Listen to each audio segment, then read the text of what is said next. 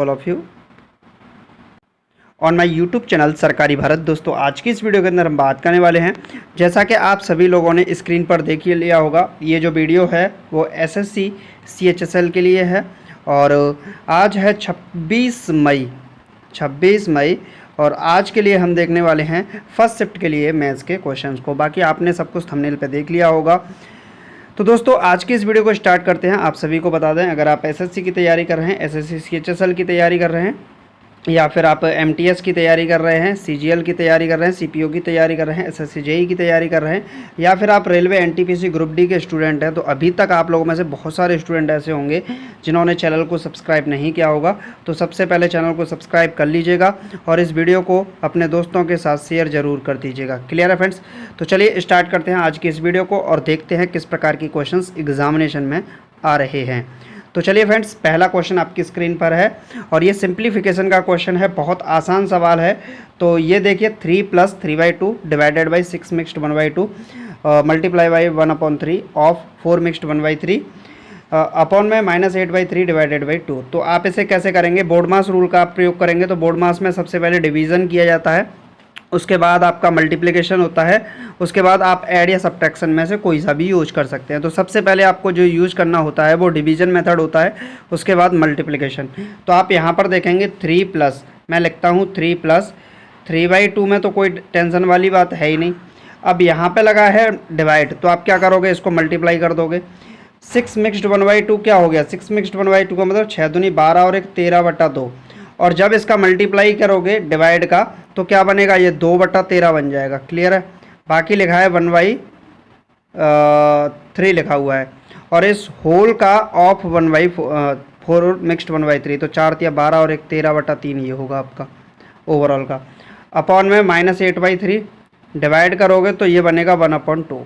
अब इसको cancel out करने की कोशिश करते हैं तो 3 से 3 कैंसिल आउट होगा, 2 से 2 कैंसिल आउट होगा। क्लियर है? और 2 से ये कैंसिल आउट हो जाएगा 4 बार। तो ये आपका बन के क्या आ जाएगा?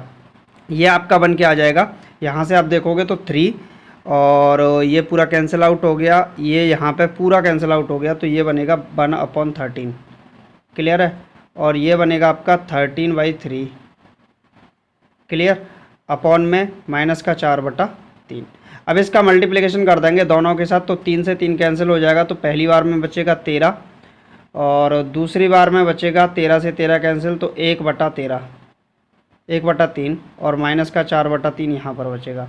तो ये तो बात पक्की है कि आपका आंसर माइनस में होगा। तो 13 × 39 और 1 40, 40/3 अपॉन में -4/3, तो ये हो गया आपका 40/3 -4/3। तो 3 से 3 कैंसिल हो जाएगा, 4 से ये जाएगा 10 बार और वो भी माइनस का। तो माइनस का 10 आपका इस सवाल का क्या हो जाएगा? राइट आंसर हो जाएगा।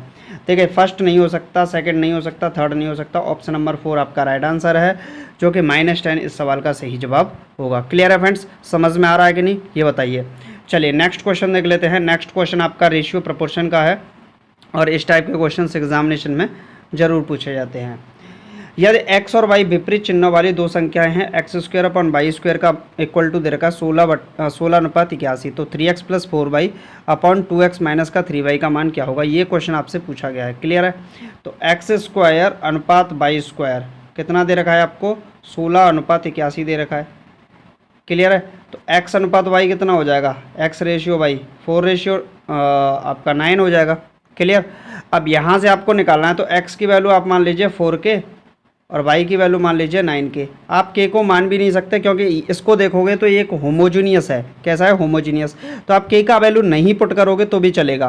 तो ये कितना हो जाएगा? 3, x की वैल्यू कितनी है? 4 + 4 × x की y की वैल्यू कितनी है? 9 अपॉन 2 × x की वैल्यू 4 -3 × y की वैल्यू 9।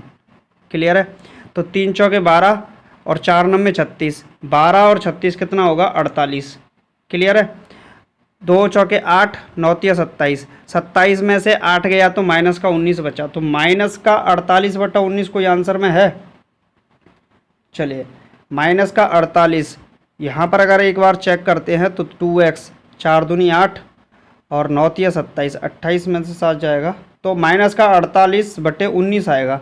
तो आप इसमें से अगर ऑप्शन की ओर जाओगे तो ये कोई मैच नहीं करेगा, लेकिन यहाँ पर आपका प्लस होगा नीचे वाले में, तो ये 35 हो जाएगा। तो 48/35 इस ऑप्शन पर जा सकता है, लेकिन आपका जो राइट आंसर होगा वो -48/19 ही होगा और इस सवाल का सही जवाब होगा। क्लियर है फ्रेंड्स?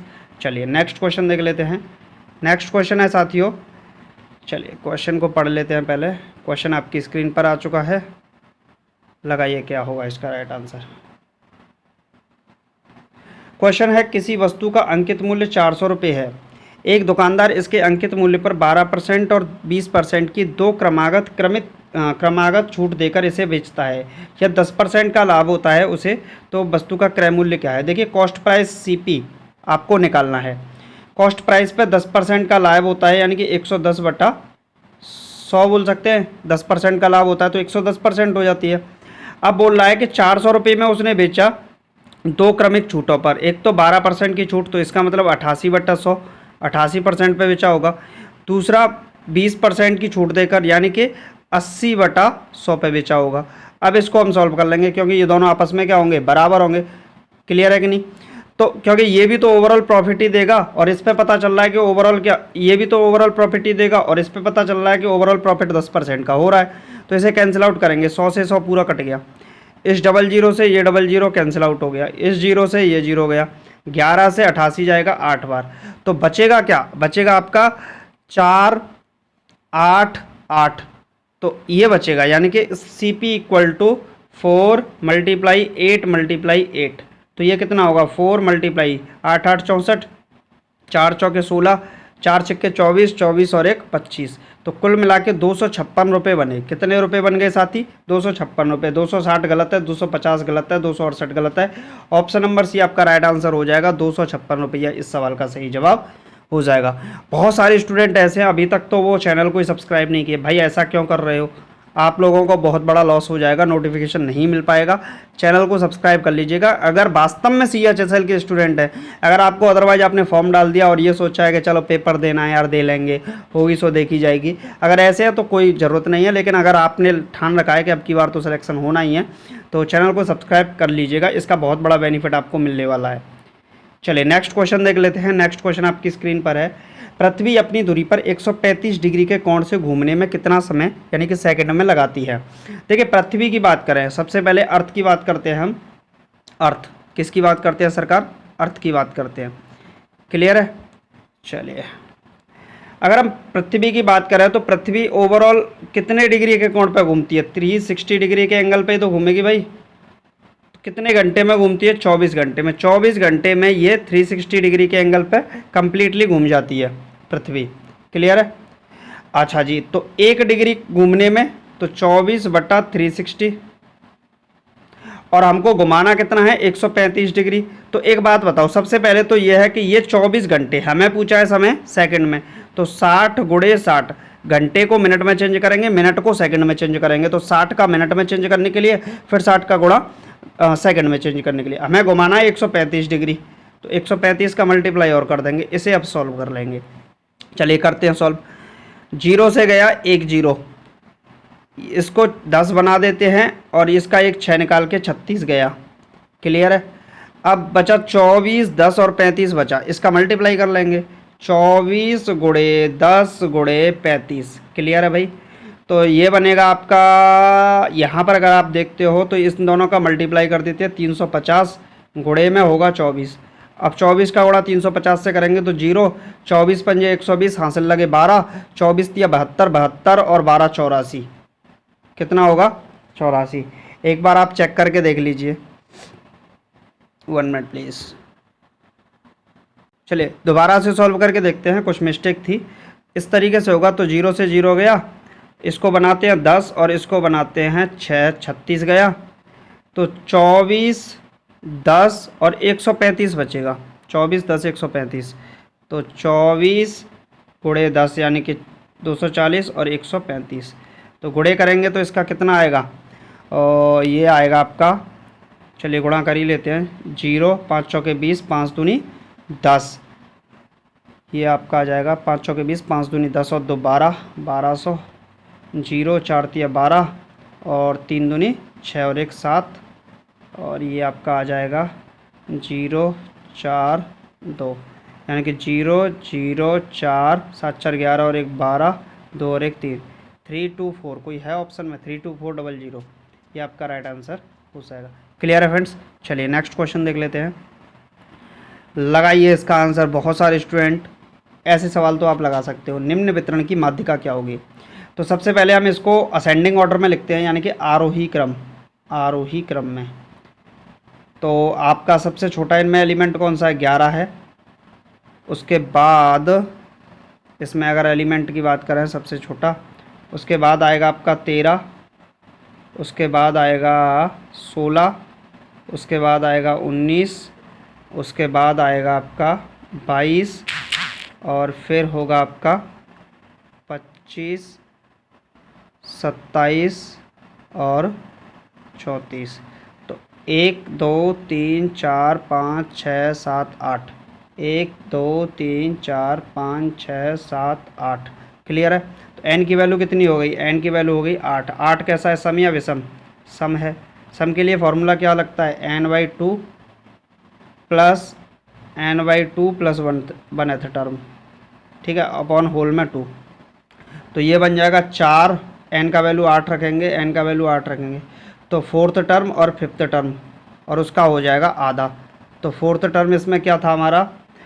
ये तो गड़बड़ हो जाएगी। 4th टर्म पहले 11 आया था, फिर उसके बाद आया था 13, फिर आया था 16, फिर आया था 19, फिर आया था 22। तो 4th और 5th चाहिए मैं। तो 1 2 3 4, 4th और 5th, 19 प्लस 22 बटा में कितना चलेगा? 2। 19 और 22 कितना हो जाएगा? 41/2। इसका मतलब कितना होगा? 20.5, 20.5। यही ऑप्शन आपका राइट आंसर हो जाएगा। क्लियर है फ्रेंड्स। चलिए नेक्स्ट क्वेश्चन चलते हैं। नेक्स्ट क्वेश्चन आपकी स्क्रीन पर है साथियों, लगाइए इसका आंसर क्या होगा। एक ठोस लंबवृत्तीय बेलन का संपूर्ण पृष्ठीय क्षेत्रफल, टोटल सरफेस एरिया, यानी कि TSA कितना दे रखा है? 1617 दे रखा है। क्लियर है। टोटल सरफेस एरिया होता क्या है? इसका टोटल सरफेस एरिया होता है 2πr r प्लस एच बराबर 1617। इसके आधार का व्यास, व्यास का आधा क्या होगा? त्रिज्या, यानी कि r की वैल्यू कितनी है? 21/2। तो 2 पाई की वैल्यू 22/7, r की वैल्यू 21/2 और ये भी 21/2 प्लस h यहाँ से निकलेगा बराबर 1617। यहाँ से h की वैल्यू निकाल देंगे और वॉल्यूम कितना होता है? वॉल्यूम होता है πr²h, यहाँ पर वैल्यू पुट कर देंगे। तो ये क्वेश्चन मैं आप लोगों के लिए छोड़ देता हूँ। क्लियर है। तो दोस्तों आज की वीडियो में सिर्फ इतना ही। अगर आपको वीडियो अच्छा लगा तो वीडियो को लाइक करके चैनल को सब्सक्राइब करना बिल्कुल ना भूलें। तो चलिए मिलते हैं नेक्स्ट वीडियो में। Thank you for watching this video.